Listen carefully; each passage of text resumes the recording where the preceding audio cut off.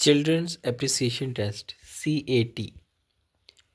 Projective test के बारे में पहले बता रहा है कि CAT एक प्रोजेक्टिव टेस्ट है। प्रोजेक्टिव टेस्ट जो होते हैं वो पर्सनैलिटी को असेस करने के लिए इस्तेमाल होते हैं। इसके अंदर आमतौर पर अनक्लियर विजुअल इमेजेस होते हैं और कुछ सिचुएशंस होती हैं जिसके अकॉर्डिंग जो है पर्सन को टेस्ट किया जाता है। पर्सन को कहा जाता है कि इसके बारे में बताएं, आपके माइंड में जो भी आ रहा है तस्वीर को देख के, इमेज को देख के, और उसकी एक्शंस को और बिहेवियर्स को फिर जो है वो देखा जाता है, नोट किया जाता है। CAT जो है वो बेसिकली TAT की बेस पर बनाया गया था, थीमेटिक एप्रिसिएशन टेस्ट, जिसके अंदर पिक्चर्स होती हैं और पिक्चर्स के अकॉर्डिंग फिर क्लाइंट को कहा जाता है कि तस्वीरें स्टोरी लिखे और फिर उस स्टोरी को असेस करके उसकी पर्सनैलिटी को जज किया जाता है। बेलेक एंड सोरेल ने जो है CAT बनाया था क्योंकि जो छोटे बच्चे होते हैं वो TAT के अंदर मौजूद ह्यूमन फिगर्स को ज़्यादा अच्छे तरीके से समझ नहीं पाते, ज़्यादा रिलेट नहीं कर पाते। इस वजह से CAT फिर बच्चों के लिए स्पेसिफिक बनाया गया था। एनिमल्स, और इनके अंदर एनिमल्स और ह्यूमंस कैरेक्टर्स हैं कुछ ऐसे जिनको बच्चे जो है ज़्यादा इजीली जो है वो समझ सकते हैं, उनके एंगेज हो सकते हैं।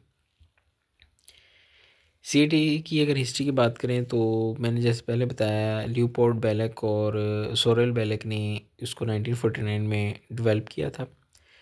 थीमेटिक एप्रिसिएशन टेस्ट पर बेस करता है ये जो है। ये पहले ह्यूमर फिगर इस्तेमाल होते थे इसके अंदर मेन में, लेकिन अभी जो है वो इसके अंदर एनिमल की, लोगों की या सिचुएशंस, फैमिली सिचुएशंस को इन्वॉल्व किया गया।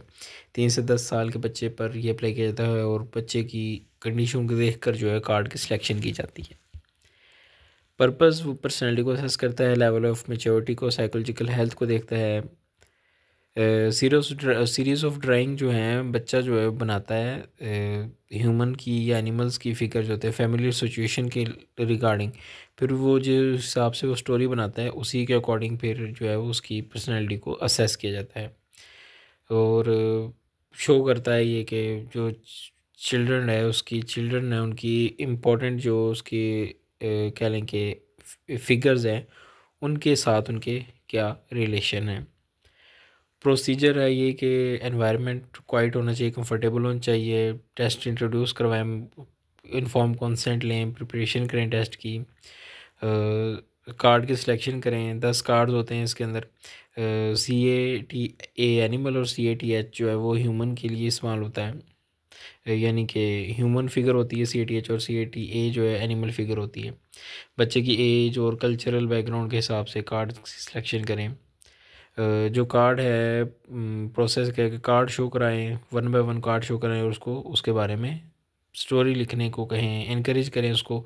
ओपन एंडेड क्वेश्चंस उससे पूछें कि आपको क्या नज़र आ रहा है तस्वीर में, क्या समझ आ रही है आपको, और फिर बच्चे के बिहेवियर को ऑब्जर्व करें। Study the stories to understand themes, emotions and messages.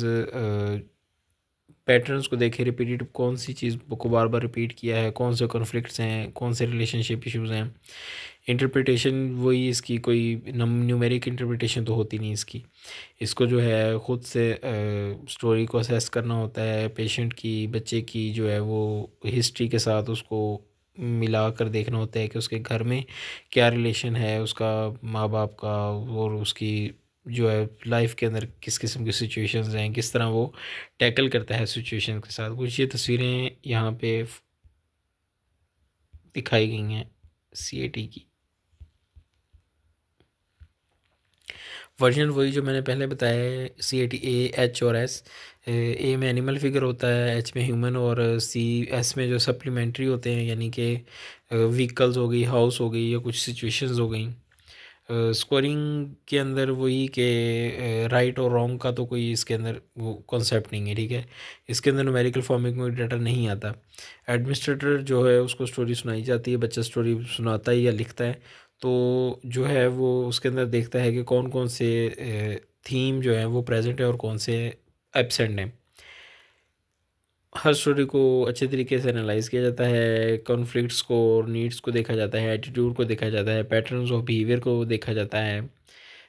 Themes जो हैं उनकी स्टोरीज़ के थीम को इंटरप्रेट किया जाता है कि मेन थीम क्या है। इसके अंदर रोल की आइडेंटिफिकेशन की जाती है कि बच्चे ने रोल जो है वो स्ट्रॉन्गर है या वीकर रोल है। अथॉरिटी फिगर के बारे में देखा जाता है कि बच्चा जो है उसका क्या रोल है उसकी लाइफ में। इमोशनल टोन जो है जॉय की है, एंगर की है, एनजाइटी की है, पॉजिटिव है या नेगेटिव है।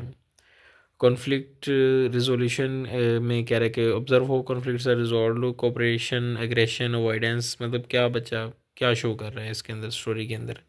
स्टोरी कोपिंग स्ट्रेटजीज अगर वो इस्तेमाल कर रहा है, कोई मेंशन कर रहा है तो किस तरह कर रहा है, क्या कर रहा है। क्रिएटिविटी पता चलती है कि कितना क्रिएटिव है, कितना इमेजिनेटिव है। बहुत ज़्यादा अच्छे तरीके से बयान की स्टोरी है, जस्ट सिंपल अल्फाज में बयान की है। कैरेक्टर का रिलेशनशिप बताता है तो उसके अपनी लाइफ में पता चलता है कि अपनी लाइफ में उसके उन कैरेक्टर्स के साथ क्या रिलेशनशिप होंगे। नॉन वर्बल क्यूज़ को भी जज किया जाता है इसमें बच्चे के। हेजिटेशन तो नहीं है किसी किस्म की, या कोई और इशू हो, या वो सही तरह बना ना पा रहा हो।